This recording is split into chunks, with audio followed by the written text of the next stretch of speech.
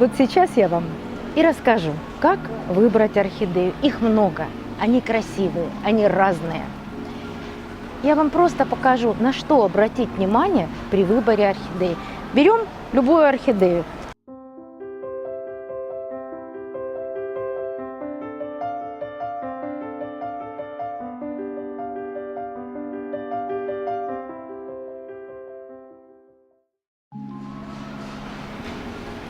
Добрый день, друзья! Сегодня видео, наверное, не для женщин, а для наших мужчин. Потому что в преддверии 8 марта поставки в Леруа Мерлен орхидей просто огромные. Сейчас мы проведем камерой влево и вправо, и вы увидите, это всего первая предпраздничная поставка, а орхидей уже больше 1000. И когда наши любимые мужья или дорогие наши сыновья, да и многие другие мужчины выбирать орхидею, вот разве из такого количества можно сразу подойти и выбрать орхидею? Наверное, нет.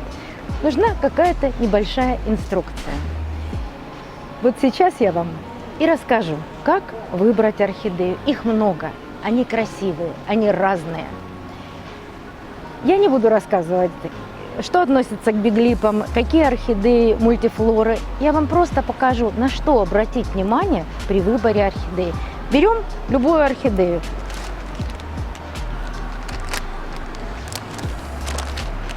Самый первый взгляд – это цветы. Если нравятся цветы, это первое, на что можно обратить внимание. Но это не главное. Главное у орхидеи – это корни.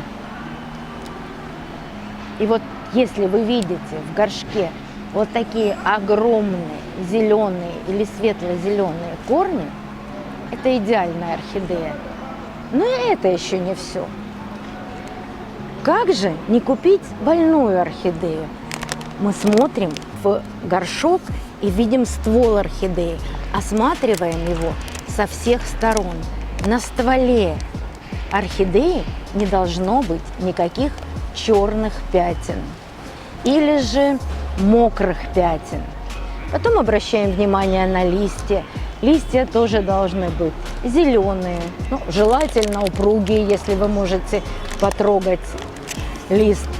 Пятен мелких, черных, бурых, лучше, чтобы их не было. И возвращаемся к цветку. Если вы видите на цветке, здесь нет, но если вы видите на самом цветке маленькие точки, они могут быть черные, они могут быть зеленые, то лучше не брать такой цветок. Скорее всего, он заражен грибком Ботритис. И придется потом его лечить или же лишиться всех цветов. То есть с таким грибком нужно удалить после покупки все цветы. Вот это основное, что влияет на хороший выбор и покупку. А теперь я постараюсь показать вам такую орхидею, которую не стоит покупать. Потому что, вот посмотрите, наверху в горшке везде чудесные корни. Вот, кстати, такой лист, вот мы сейчас посмотрим. Если он засушен, то ничего страшного, но ствол орхидеи осматривать обязательно нужно. Сейчас поищу и постараюсь найти такую орхидею, которую бы я не советовала вам купить, у которой есть какие-то большие изъяны.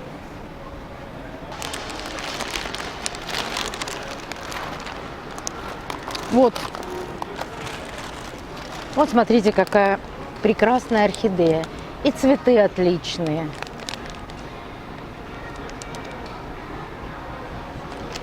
А на листьях это, скорее всего, отек. Вот они пятна, вот они черные точки. И в горшке корней нет совсем.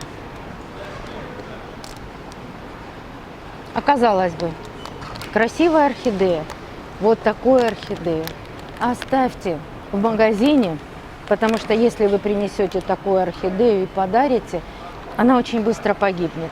Не стоит брать такую орхидею. Но вы видите, выбор очень большой, так что найти хорошую здоровую орхидею возможно. Но это еще не все. Если вы живете в теплом регионе, и у вас на улице плюс 10, вы можете смело нести орхидею домой, только завернув в целлофановый пакет. А вот если у вас морозы и очень холодно на улице, вам нужно подойти к упаковочному столику, упаковать орхидею в 2-3 слоя бумаги, а лучше всего приобрести термопакет. Они сейчас продаются в магазинах. Но если вы упаковали в бумагу, как можно быстрее или поставьте орхидею в машину, там, где будет все-таки тепло и работает печка, потому что если минусовая температура, вот как я вам показала предыдущую орхидею, листья орхидеи, цветы, они просто могут замерзнуть. А после того, как орхидея замерзла, восстановить ее не удастся. Постарайтесь довести орхидею и порадовать своих дорогих женщин таким чудесным подарком. Надеюсь, что в выборе орхидеи я вам помогла. А следующее видео, которое выйдет на канале, будет об уходе за орхидеями после покупки. До новых встреч, друзья! Увидимся на канале!